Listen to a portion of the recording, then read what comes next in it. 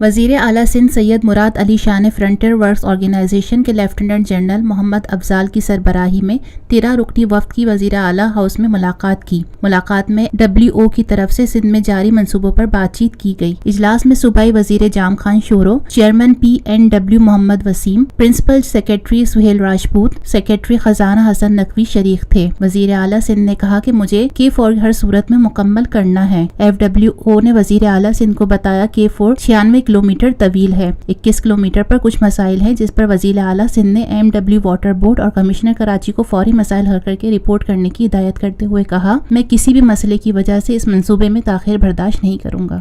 Lotus Lake Towers, a groundbreaking endeavor by Lotus Properties۔